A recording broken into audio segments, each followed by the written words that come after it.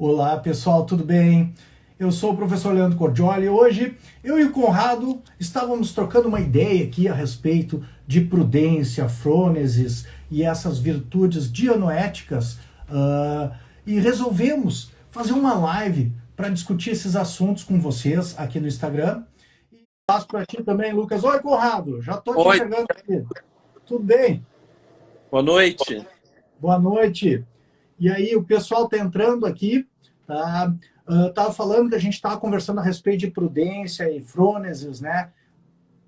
Pois, Olá, tudo bem? Que a gente estava trocando uma ideia, né, a respeito de prudência. Você é uma pessoa que estuda bastante a hermenêutica de Gadamer, e eu estudo Aristóteles, e o Gadamer, ele era um grande estudioso desses clássicos gregos, né? Então, seria legal a gente trocar uma ideia a respeito dessas virtudes que o Aristóteles chamava de dianoéticas, né? Ou as virtudes da parte racional da alma, assim, a virtude da nossa inteligência aplicada ao agir, que acaba repercutindo no direito, na política, na ética, na moralidade, e a aplicação jurídica dessas virtudes. Eu não sei, como é que você encara essa questão no Gadamer, assim, o Aristóteles, né, que a gente estava trocando uma ideia. pois olha, Leandro, até a ideia da live veio a partir dessas leituras aí que eu estava hoje dando uma olhada de novo aqui no Verdade e Método, né? E o, Uhum. e o Gadamer, na verdade, como tu disseste, ele era um grande conhecedor dos gregos, ele traduzia muito os gregos, né? Então, até foi isso aí que houve uma aproximação dele com o Heidegger, né? E o Uhum. Gadamer tem a filosofia prática dele, né? Ele remete Uhum. sempre à filosofia, remete a Aristóteles e a Frônesis. Mas Uhum. o especialista aqui em Frônesis e em Aristóteles é tu, né? Então esse é o motivo Uhum. da live, né? Na Uhum. É, eu acho assim, uma coisa só para despertar assim, o pessoal, olha, o Pedro está entrando ali. O domingo o pessoal entra bastante, né? A essa hora assim tem um público legal no Instagram. Mas só para despertar, né? Essa questão da inteligência, do agir, acho que desde a antiguidade, assim, na Grécia, né? Já tinha uma questão antes, inclusive, da filosofia, a respeito da felicidade humana, assim, como a pessoa, como o ser humano, ou melhor, como na época da Grécia Antiga, como o homem deveria se portar para ter uma vida favorecida pelos deuses. Então tinha dois modelos aí, né? Um deles era o modelo do Homero, que era da virtude dos guerreiros, né? Uma sociedade aristocrática, e o outro deles, o modelo do Exildo. E tem uma passagem do Exildo, o Exildo era filho de agricultores. E o que aconteceu com o Exildo? O Exildo, o pai dele faleceu, deixou uma propriedade rural para os filhos, né? E o irmão do Exildo subornou o juiz, lá o rei, na verdade, que julgava os processos na época, era um rei que julgava, e aí o irmão do Exildo encheu o rei de presentes, diz o Exildo, e o rei acabou prejudicando na distribuição da herança o Exildo. Então, o Exildo pediu inspiração às musas, por isso que não é filosofia, porque o que o Exildo está falando é uma verdade, digamos assim, inspirada religiosamente, é uma questão de fé. E o Exildo pediu uma inspiração às musas para dizer como um homem deveria viver para ser uma pessoa bem-aventurada, feliz, para ser favorecido pelos deuses, no caso, por Zeus, né? Então, bem no comecinho ali da obra Os Trabalhos e os Dias, né? Ele pede essa inspiração e diz Exildo que as musas disseram para ele que o homem deveria viver justamente, que os deuses favorecem aqueles que vivem justamente. Isso é um problemão depois com Platão, porque o Platão diz assim, ó, os jovens gregos aprendem que eles devem viver justamente para ser favorecidos, para ter poder, para ter riqueza, e ao mesmo tempo a gente vê que muitas vezes aquele que é mais desviado, que é mais, né, o tirano pior é o que acessa o poder, se mantém no poder e toma o poder para si. Às vezes a pessoa que tem um caráter desviado pode ficar rica, né? Porque o fruto da virtude muitas vezes não é nem poder nem riqueza, mas é um outro tipo de bem, né? Então, aí começou a questão do agir com inteligência. E aí, desculpa, como eu te falei, eu me empolgo com esses temas, né? Mas isso tudo, toda essa introdução era para chegar numa frase que o Aristóteles cita na Ética Nicômaco, livro 1, do Exildo, que eu adoro, que é assim: o perfeito é aquele que sabe agir bem e age bem. Ainda tem alguma utilidade aquele que não sabe agir bem, mas escuta o bom conselho. Aquele que não age bem e nem escuta o bom conselho, esse é um imprestável, diz o Instituto. Diz assim, ele acaba com o cara, né? Mas é exatamente saber agir aqui, a pessoa saber agir e agir bem, é exatamente aplicar a sua inteligência, não apenas para ficar rico, não apenas, isso aí mais uma questão às vezes de astúcia, não para ficar poderoso, não para... Claro que muitas vezes, que nem a gente estava conversando, né, que eu te falei, o próprio Exildo, ele ensina métodos de agricultura ou de pecuária para o cara conseguir, né, ter rendimentos e ter economia, né, mas, e poder manter a sua casa, que é o caso do oikos, da casa, no grego, mas a inteligência no agir e a felicidade para os gregos antigos dependia de aplicar sua inteligência, não apenas de modo teórico, mas fazer escolhas inteligentes na vida, né? Fazer escolhas inteligentes. Diante de algumas escolhas que você pode ter, saber agir com inteligência. E se você não sabe agir com inteligência, diz Exildo, pelo menos escute os que sabem. Agora, se você não é nem capaz de agir com inteligência e saber o que é bom, né? E nem capaz de escutar os que sabem, aí você não tem utilidade nenhuma. Aí, nossa. Aí o negócio fica difícil, né?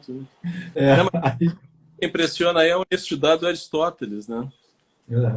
O Aristóteles cita essa passagem, inclusive, do Exildo no livro 1 da Ética Nicômaco, né? Sim. Ele cita essa passagem exatamente. Mas deixa eu dar uma encostadinha aqui, que agora começa um pouquinho de barulho aqui em casa. Mas é bem interessante. Então, assim, essa passagem é uma das questões que depois eu posso também te retratar, por exemplo, em termos de prudência, antes ainda do Aristóteles. Se você leu, eu não sei se você já leu Sófocles Antígona, já Sim. leu aquele, né? O Sófocles Antígona é uma obra, às vezes eu costumo usar ela muito para ensinar a respeito. Ela não trata de direito natural, na verdade, ela trata de direito divino, né? O direito dos deuses ainda, e do direito político. Então já há uma separação entre o político e o justo divino, né? Há uma separação, já não há uma identidade, né? Aqui que a gente estava conversando com o Drayton na terça. A gente está para fundamentar a desobediência civil aí, recentemente. Mas olha só que interessante, sim. Mas desobediência civil no sentido de que o governante e a lei do Estado pode ser falha. E por quê? Até então, ainda, o governante, ele governava com um poder divino. Se ele não era Deus, no caso dos gregos, pelo menos, né, tinha uma atribuição divina para o governo, né? Ele poderia representar ali os deuses na Terra. Mas ali na Antígona, a primeira coisa que aparece, e aí daí decorre a questão da desobediência civil, ou da revolução, inclusive, no caso da Antígona, né, a desobediência civil dela, é que o rei pode errar, né? A lei do Estado, a lei política, produzida politicamente, pode ser injusta. E tem uma lei que mede aquela lei. Ou seja, existe o justo na lei do Estado, a lei política, produzida pelo tirano, Creonte, mas existe uma justiça que ultrapassa ela, que é uma justiça divina. Né? E é interessante ali, Conrado, porque ainda não é uma questão de filosofia na Antígona, porque não é o Exildo, como eu te disse, o Exildo, o que ele falava? Que as musas, né, tinham pego em Zeus uma mensagem, né, assim, de como as coisas deveriam ser, o que ele esperava, e tinham transmitido para ele. Então, o Exildo está para como o Antigo Testamento, por exemplo, depende de fé, crer ou não em Zeus, crer ou não que ele foi inspirado divinamente. O passo interessante que o Sófocles dá também nessa tradição é um passo de que o Sófocles, como um escritor de tragédia, ele está criando uma ficção que ele tem consciência de que ele é autor, não são os deuses que são autores. Ele não pede inspiração de ninguém. Quando ele conta, apesar de ele apelar para uma lei divina, ele não remete a Zeus como inspirador daquela obra. Então é ele, como ser humano, como homem, acredita que aquela tragédia ali traz alguma coisa para nos ensinar. E aí ele faz aquela história da Antígona, né, em que aparece esse dilema do justo na lei política, ou seja, né, o fato de o Creonte ter condenado o irmão da Antígona, que tinha ajudado ele a se manter no governo e faleceu na guerra, né, ter premiado ele, né, com um enterro honroso e ter condenado o irmão que ele considerava um traidor, que havia se juntado com um povo estrangeiro para atacar Tebas, ter condenado a restar insepulto, sem a... Sabes, né, Leandro, assim, ó, uma das maiores, porque aí me lembra um pouquinho também do Fustel de Coulanges, né, quando ele trata de questão, porque tu não ter sepultura era um negócio terrível, assim, na antiguidade, porque a tua alma ficava vagando. Então, tu não tinha um local onde as pessoas iriam, um local sagrado em que haveriam, então, as oferendas, né? Então, esse é um negócio complicadíssimo, assim, né? Por isso que é tão grave o peso dele ficar insepulto. Essa é a gravidade da situação que vem transmitida ali, né? É muito interessante. Certamente, certamente. E é exatamente esse ponto, né, em termos assim, de justiça, que o Sófocles conseguiu capturar e transmitir de uma maneira assim, genial, né, com aquela aventura e desventura nessas tragédias, né, que é esse ponto que há ali um choque, se você for, né, prestar atenção. Porque o Creonte, eu li e debati muitos anos a Antígona. E uma das coisas que eu não entendia direito era por que o Creonte era um tirano, né? Porque se você for pensar assim, ao pé da letra, o cara está governando, está preocupado com Tebas, no sentido de que ele não quer que ataquem Tebas, ou seja, né? Ele, de certa forma, está preocupado. Bom, tem um primeiro problema aí, que depois, estudando a história da Antígona, é a linha de sucessão do trono de Tebas, que talvez o Creonte não tivesse legitimidade, e aí os dois irmãos estariam concorrendo pela legitimidade, que havia um acordo que não aparece na Antígona, mas que era conhecido na cultura grega lá. Havia um acordo de alternância entre Etéocles e Polinice, né, para o trono. E aí os irmãos entraram em choque por causa da sucessão da linha do trono com Creonte, que era o tio deles, né? E um segundo ponto, isso sim, é que enquanto Creonte faz uma lei, né, que condena aquele que realizasse o rito funerário, né, a morte por apedrejamento, né? Então isso aí já era um problema, era um choque, assim, porque ele estava, que nem você colocou bem, condenando um morto a habitar o mundo dos vivos, na verdade. Então aqui tem um limite, né? Qual é o limite da legislação política, né? E aí o Sófocles traça assim um limite do político que não envolve a matéria do Hades, a matéria do pós-mortem. Isso é dos deuses, né? Você que é o governante político, você tem legitimidade para governar a comunidade política, porém não deve governar além da sua atribuição. Você tem competência para governar a comunidade política, mas não o mundo dos mortos. Esse é assunto para o Hades. Então, ele condena, ele acaba, né, condenando um morto a habitar o mundo dos vivos, mas depois, quando ele julga a Antígona, ele fica bravo com a Antígona, e uma das coisas que dizem, né, que a Antígona era uma jovem, na verdade, né, era mulher, que era uma coisa que não tinha um status político na época, segundo, era uma jovem. Chama muito a obra. É isso. E era jovem. Ela, né? É um negócio fantástico. Isso aí. E o outro ponto, no terceiro ponto, é que quando ela vai ser julgada pelo Creonte, ele ainda diz, mas você assume, não nega? Podia te retirar para onde quisesse, fica aqui assumindo. Tipo assim, ela diz, eu fiz mesmo. Talvez eu esteja sendo julgado por um louco, né? Eu sou louca aos olhos de um louco. Ou seja, tu que é louco, não sou eu. Então, aí ele se enfurece. E aí ele comete uma segunda, assim, uma segunda virada. Oi, Fábio, tudo bem? Abração, Fábio. A doutora Traud aí também estava online ali. Então, ele comete uma segunda assim, jogada, que é um problema, porque assim como ele tinha condenado ao morto a habitar o mundo dos vivos, como ele se enfurece com a Antígona, ele não aplica a própria lei. Porque a lei que ele criou condenaria aquele que realizasse o rito funerário a ser morto pelo apedrejamento. Está bem no comecinho da Antígona. Só que aí, quando ele condena a Antígona, ele, pela fúria que ele ficou, ele diz assim, vou condenar você a ser emparedada com vida. Ele diz assim, você vai habitar um lugar e vai receber alimento para não sermos acusados de tratamento sacrilégio. Então, você vai viver numa caverna lá trancada. Ou seja, ele acaba mandando a Antígona para o mundo dos mortos. E ela viva ainda, porque ele não mata ela. Então, enquanto ele condenou o irmão da Antígona morto a habitar o mundo dos vivos, como você bem chamou a atenção, ele também, ao mesmo tempo, condena a Antígona a habitar o mundo dos mortos. E aí, né, voltando para o nosso amigo Exildo, ele queria acertar, mas não sabia escolher, né? Como governante, e ele acumulava a função de legislador e de juiz, ele não sabia escolher nem legislar com inteligência, porque ele ultrapassava a esfera do político e invadia a esfera do religioso. Não sabia, ele se deixou vencer pelas emoções, não usou a inteligência para julgar, e ele podia ter julgado com inteligência, mas ele deixou-se ser subjulgado por emoções. E se você acompanhar na tragédia, assim como ele não teve inteligência para julgar, o filho dele, o Hemon, veio dizer para ele, não faz isso. A irmã da Antígona, Ismene, veio dizer para ele, não faz isso também.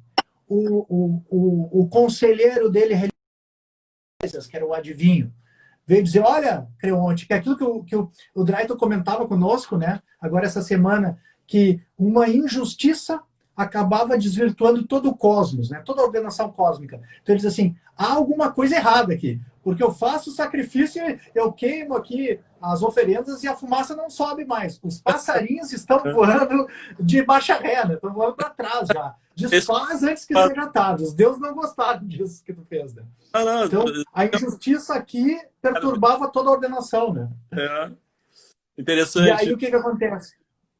Isso é um negócio bem interessante. Ali na Antígona fica bem claro, assim. Né? Assim, para nós, assim, pô, o cara fez uma injustiça e agora como é que os passarinhos estão... Para nós é um negócio meio chocante, mas para eles ainda, essa vinculação entre a ordenação a política...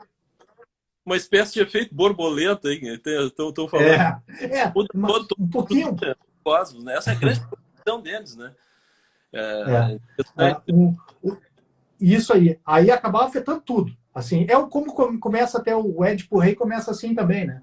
O Édipo tá lá, não consegue prosperar e diz assim, tem um assassino que não foi punido. E ele resolve investigar quem é o assassino. Ele ferrou. O negócio meio kantiano. O cara tem direito à punição, né? Ele precisa... E o rei... Ser punido.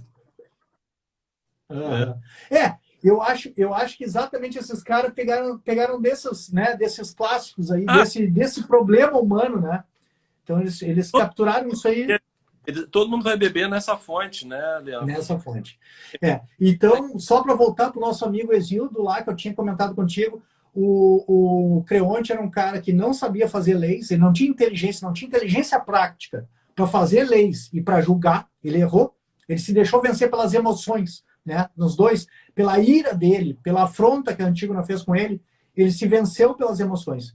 E aí ele ultrapassou a medida do poder dele, né, condenando um morto a habitar o mundo dos vivos e uma viva a habitar o mundo dos mortos. Bom, resultado, as pessoas tentaram avisar ele. Ele não sabia escolher, e não sabia ouvir os bons conselhos que ele recebeu, né? Ele não ouviu os conselhos também, esses que eu mencionei. Então, ele era o imprestável do Exildo, né? Aquele que o Exildo chamava de imprestável, né? E aí, a frase final da Antígona, que também é uma frase que não sai nunca da minha cabeça, assim como esse dito do Exildo aí, que eu falei, né? Diz assim, palavras altivas, diz o coro, né? Palavras altivas trazem castigo atroz. A idade ensina a prudência, né? Ou seja, a prudência é escolher com inteligência. E termina com a família do Creonte destruída. E havia um outro ponto aqui que é interessante, a mistura do público e do privado, porque a família era uma família que governava. Então, morreu o Hemon, que era o filho dele, morreu a nora e sobrinha, que era Antígona, né? E morreu a esposa do Creonte, e ele se arrependeu, né? Ele se destruiu com aquela decisão dele, né? Então, é uma falta de inteligência. Nessa época ainda o público e o privado se misturavam, então é uma falta de inteligência da escolha pública do governante, mas que acabou refletindo na vida privada dele, né? Na destruição. Muito legal, muito interessante. Isso eu acho fantástico. Mas dentro... vamos voltar ali para Aristóteles, né? E... sabe que eu estava vendo ali também, o Gado me refere, né, que já o Vico também trabalhava com essa ideia como o conhecimento da prática, né, não propriamente uma coisa científica, né, era um tipo de conhecimento, né. Falasse um pouquinho disso aí, sobre a frônesis, Uhum. O Aristóteles, na Ética Nicômaco, e o conhecimento da prática é um conhecimento, como é que eu vou dizer? Tem várias coisas. Nós estamos falando do conhecimento da prática, e prática aqui, a gente pode remeter a palavra praxis, tá? Quer dizer, é o campo da ação. E o campo da ação a gente não aprende lendo em livros. Isso é interessante. Mas mais do que isso, assim, você não aprende... Vou dar um exemplo da medicina. Apesar da medicina ser uma técnica, envolver um outro tipo de conhecimento, e o direito e a prudência ser outra dimensão, né? Seria uma dimensão da praxis mesmo, da ação com inteligência. Isso que faltou pro Creonte, inclusive. A inteligência no agir, ou pelo menos ouvir quem tinha, né? Quem estava dando um bom conselho para ele. E é necessário um grauzinho de inteligência para saber quem você deve escutar ainda, né? Mas esse é um conhecimento que é interessante. Eu vou dizer assim, ó, uma coisa é o conhecimento da praxis, que é o campo da ação, outra coisa é o conhecimento.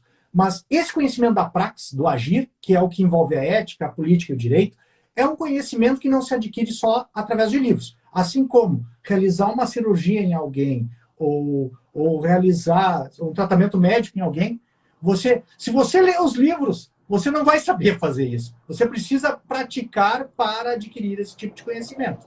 Então, só que no caso dessas questões éticas, isso envolve um pouquinho mais profundo ainda do que isso, em termos de aquisição desse tipo de conhecimento. Se você abre a Ética Nicômaco, no livro 1, logo no começo do livro 1, o Aristóteles já adverte. Você é uma pessoa jovem, né? E não jovem em idade, isso que é interessante. Por exemplo, nesse sentido que o Aristóteles está querendo falar, talvez até o Creonte fosse jovem. Ele está dizendo jovem em experiência das coisas práticas. Você não é uma pessoa vivida. Tem pessoas jovens que são vividas já, e são bem instruídas em termos de princípios, digamos assim. Tá? E já tiveram experiência de não estudar esses princípios em livros, mas de fazer escolhas que envolvem esses princípios. Uma coisa é você ler que você deve ser uma pessoa justa. Isso eu digo para os alunos, né, escrevo nos meus textos, uma coisa é você ler que deve ser justo. Uma coisa é você estudar um manual de direito civil. Outra coisa é pagar as contas, né? E outra coisa é pagar as contas quando a coisa está difícil, né? Isso aí, sim, isso é que envolve, né? Isso que envolve já o agir. E no caso ainda dos juízes, você, para poder entender o problema da outra pessoa, você deve estar envolvido, inclusive, nessas escolhas já. Porque para você perceber todo o dilema que envolve isso, não basta ler o livro. O livro vai te ensinar a medida que está na lei. Mas os dilemas humanos todos que você vai resolver e vai decidir, você já tem que estar investido dessa humanidade, dessa vivência, que é uma coisa que não se adquire nos livros. É necessário ter experiência, né? Então, diz o Aristóteles. Posso interessante gancho aqui sobre isso, né? Estou tomando um chá enquanto isso. Pode falar. Oi? Ah, sim. Tomar um chazinho aqui, um chá. Enquanto isso, mas pode falar. Não, essa coisa Tava colocando essa questão não só dos manuais, né, e também as pessoas muito jovens. Claro que as pessoas querem entrar no mercado de trabalho, mas também, por outro lado, isso, se tu pensa assim, na responsabilidade dos juízes, o que tu tem que decidir, sobre a vida, né? Por exemplo, o aborto legal. Sim. Né? A liberdade de uma pessoa. Vai decidir, a pessoa vai sentar na tua frente e vai dizer que quer fazer o aborto legal. Então, todas essas questões, vai decidir, por exemplo, ainda no âmbito da família, por exemplo, com quem que os filhos vão ficar. E isso são escolhas, pode ser trágicas, que nem a do Creonte também. Isso é uma tragédia. Assim, por exemplo, se tu vai fechar, então, decretando a falência de uma empresa com sei lá quantos funcionários, né? Também é outro problema.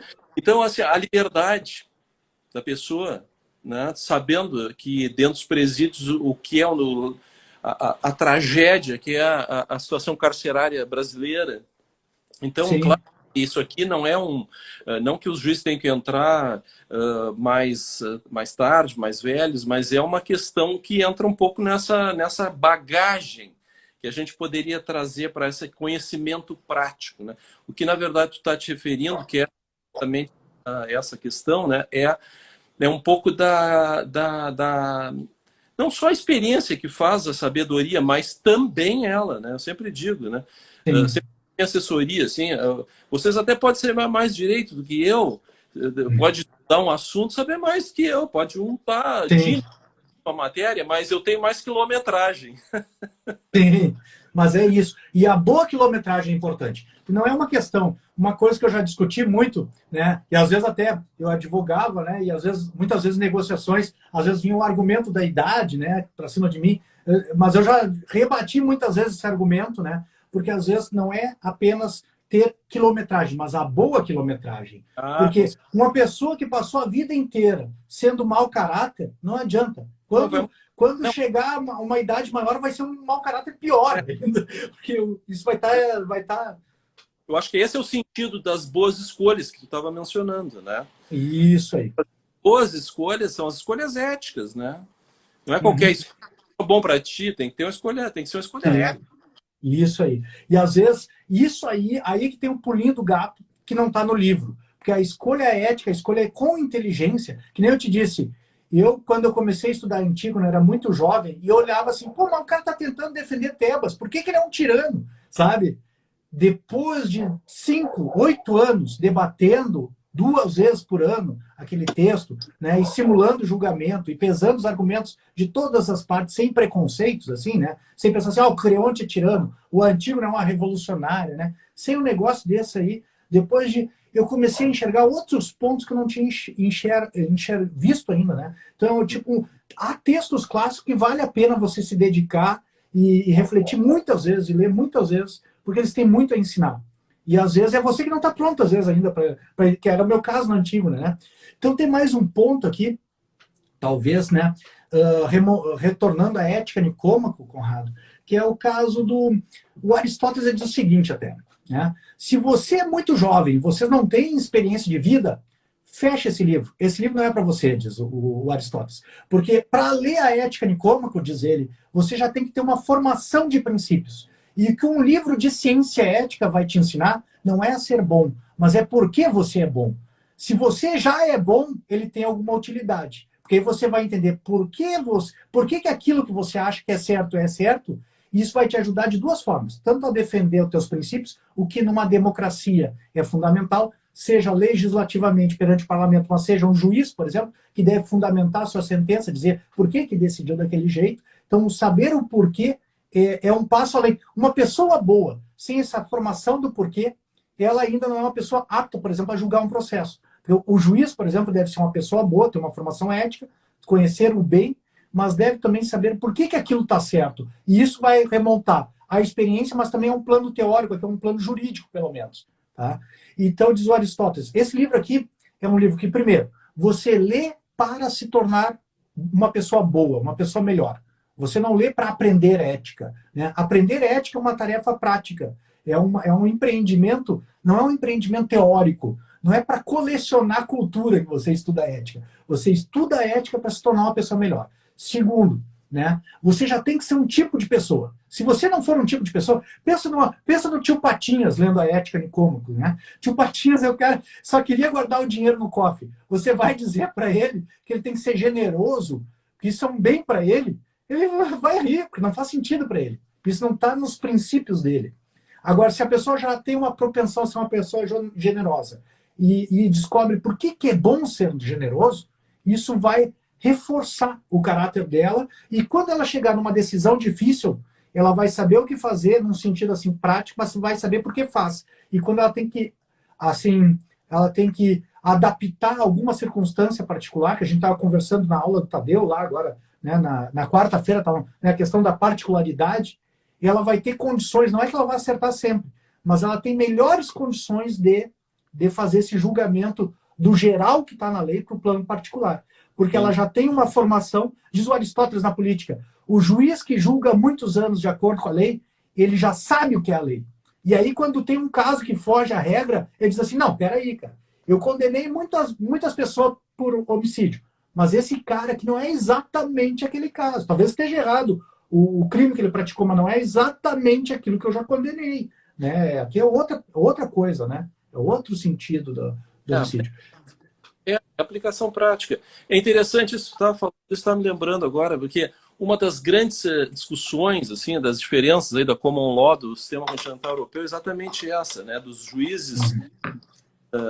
juízes que seguem o sistema hierárquico, né? Sempre nessa classificação do Damasco, que eu gosto demais, que ingressam muito cedo na carreira. Então, já no sistema da common law, a tendência dos juízes é, depois de tu ter uma carreira mais longa e de sucesso, muitos deles, e aí então vão para a magistratura, né? Pelo menos até um tempo atrás, assim, as coisas mudaram muito, mas ainda é assim, né? Tu tens uma carreira na advocacia, enfim, na vida jurídica, e depois então tu vai para a magistratura, né? Sim. É que as bases deles são completamente diferentes, né? As bases exatamente praxis, é o common sense, mas não é que o common sense, isso é importante salientar, né? Porque o common sense, ele, na verdade, ele está mais para os sensos comunes, inclusive, que o Gadamer refere, né? Não é aquela coisa simplista, não é bem assim. É um conhecimento que vai se sedimentando, né, dentro destas questões de bom senso e de ética, né?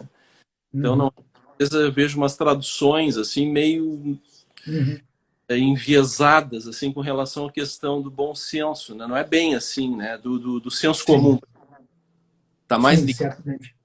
Né? Mas não um bom senso assim que tu tira do teu próprio ao redor do teu umbigo, né? É um bom senso. Não é uma questão subjetiva, é uma questão objetiva. Uma concepção que vai se formando na comunidade de bom senso, de ética, de valores, né? Mas aí achei essa é uma questão interessante assim que me mas uma forma assim que eu vejo também é que essa questão também do conhecimento prático, né? Então, para Aristóteles é importante uma formação, né, assim, do caráter da pessoa anterior, né, pela família, ou né, pelo que circunda, ela tem que ter um caráter, mas é importante também, não é desprezível, apesar da gente ter enfocado aqui, né, muito essa questão desse conhecimento, assim, que a pessoa vai se formando, né, e tem os princípios, senão nem adianta, mas ele tanto é importante que ele faz um livro sobre ética, né? Então, esse plano que é o plano da fundamentação, o plano não é o plano do saber o quê, mas o saber o porquê, é um plano que é fundamental. Então, eu digo assim, né, para uma pessoa que não vai trabalhar com direito, talvez que algumas noções do que é certo e que é errado, né, que tem que pagar suas contas, que não pode matar os outros, não pode pegar o que é um dos outros, assim, algumas noções gerais, assim, né, é importante. Mas uma pessoa que vai trabalhar, que vai ser um profissional do direito, seja advogando, seja, né, sendo promotor de justiça, sendo um juiz, né, essa é uma pessoa que aí a comunidade exige mais do que um conhecimento mais, né. É importante saber o que e o porquê também, né. Então, a teoria, ela vem aqui, e uma coisa, né, que eu, até aqui, a teoria ela vem ajudar nesse conhecimento do porquê, mas vou chamar a atenção para um outro ponto aqui agora, me lembrando das minhas aulas de introdução, que é o seguinte: a prova da OAB é muito representante, eu acho que as de concurso público para juiz também, mas a prova da OAB é mais acessível para mim, né? Eu tinha estagiários no meu escritório, né? Tinha alguns que eram alunos, eu conheci os professores deles, né? Alunos da PUC, inclusive, que tinham passado o currículo inteiro com notas acima de 8,5. Na PUC, assim, era uma coisa bem exigente, eram excelentes alunos. Só que eles se formavam sem nunca ter feito um estágio. E aí eles iam prestar a prova da OAB e reprovavam uma vez, reprovavam outra vez, e ficavam frustrados, porque eles se tinham em alta consideração. Claro, eram pessoas que normalmente estudavam de manhã, né, na universidade, passavam a tarde estudando em casa, né, e de noite descansavam. Então, isso fazia com que as notas na universidade fossem sempre elevadas. E o custo disso é que eles não tinham conhecimento prático da prática, esse que nós estávamos conversando. Então, eu já esclareci isso. Eu tinha estagiários que às vezes entravam assim no meu escritório e depois de 4 meses, 6 meses, quando iam prestar a segunda prova da OAB, passavam muito bem. Porque fazendo estágio eles adquiriam, que nem eu, na minha prova da OAB, caiu ação de consignação, só que a prova da OAB é um caso prático, né? Eles te dizem assim, o cara foi lá, tentou pagar uma dívida e o cara não quis receber. Faça a peça processual cabível. Então tu tem que saber que é uma petição inicial, que é uma consignação. Para mim, quando eu fui fazer, eu já tinha feito 20, 30, 50 peças de consignação e pagamento, que eu trabalhava uma época com locações, então eu já sabia o que que era. Eu fazia de olhos fechados. Eu tirei praticamente quase 10 na peça, assim, eu fiz de olho fechado, isso aqui para mim é óbvio. Esse estagiário que eu estava me referindo é a mesma coisa. Ele tinha feito uma semana antes da prova que ele foi prestar, quando ele ingressou lá comigo, um embargos de divergência, embargos infringentes, né? Tem que ser uma decisão num sentido e depois tem que reformar essa decisão por maioria, não por uniformidade. Não sei como é que está o Código de Processo Civil aqui agora, né? Mas antes era assim. Então, embargos de divergência. E aí, ele fez o embargo de divergência lá no escritório, e aí quando ele foi fazer a prova da OAB, ele olhou, era esse o caso. Então, sabe, aí como o cara já tem, como dizia o advogado, quando eu fazia estágio, né? O cara tem na massa do sangue já o negócio. Né? Não, se me falha a memória, que é o seguinte, a decisão divergente ela está divergindo da posição. Os dois desembargadores votaram para reformar. De primeiro grau, e a outra, e o divergente. A outra mantém. Que aí fica assim 2-2, mais ou menos, né? Fica quase 2-2, né? 2 desembargadores. Estou fora dos dois faz um tempão, mas Então, isso mas, aí. Falando da questão da formação, né? Essa é um tema também caro do Gadamer, né? Do Bildung. Essa ideia do Bildung, né? Que não é assim uma formação meramente teórica, existe todo um contexto de formação mesmo, né? Que Deixa eu dar que eu acabo me empolgando e estendi o exemplo. Mas aí eu te dou a palavra que é exatamente esse ponto que eu ia dizer da prova da OAB. Porque a prova da OAB, ela não faz uma pergunta o que é divórcio, por exemplo. Eu trabalhava muito com direito de família, não pergunta o que é divórcio. Ele pede para te divorciar, ele te dá um caso prático e faz a peça. É esse o ponto aqui. A pergunta, a prova da OAB, ela não vai te pedir assim, o que é consignação e pagamento? O que é uma pergunta teórica? O que é consignação e pagamento? O que é divórcio? O que é homicídio? Isso são perguntas teóricas. E o que o direito vai exigir de ti não é o que é. Vai te exigir que divorcie, que pague, que obtenha quitação, na verdade, né? Que puna o homicida. Então, o direito ele vai exigir a aplicação desse conhecimento. Não sei se eu fui claro, né? Ou seja, se o cara sabe o que é divórcio, não quer dizer que ele saiba divorciar. E o advogado ele tem que saber divorciar. Se o cara sabe o que é homicídio, não quer dizer que ele saiba julgar um homicida. Ele tem que saber julgar o homicida. Se o cara sabe o que é obter a quitação, não quer dizer que ele saiba fazer, saiba consignar em pagamento, né? É diferente o conhecimento, né? É diferente. Claro que para te saber divorciar, tu tem que ter uma noção do conceito, do conhecimento teórico. Mas é uma noção aplicada desse conceito, não uma noção abstrata. Claro, senão também o cara vira um rábula, né? Tem que... isso aí. Lógico, né? Eu até tenho eu tenho no meu gabinete lá praxis agora me lembro aqui, eu estou me lembrando do alemão, né? Praxis in theorie caecus in via, né? Isto é caecus in via. Quer dizer, a prática sem a teoria é o cego pela via, né? Não adianta só de saber a prática e também não adianta só de saber a teoria, tu tem que saber os dois, né? Então é isso que tu está dizendo, né? Quer dizer, essa formação tu tem que ter. Isso eu vejo muito também com os estagiários. Eu acho que esse é um negócio muito legal, assim, que agora já há alguns anos para cá, que o acesso dos estagiários, a necessidade, a obrigação do estudante ir para fazer um estágio, né? Porque se tu vai direto, assim, cai direto na vida, já faz o concurso sem uma prática. Então, essas exigências agora de tu teres um período de prática, né, para poder ingressar nos concursos, né, da magistratura, ou para advogar, ou para ser defensor público, etc.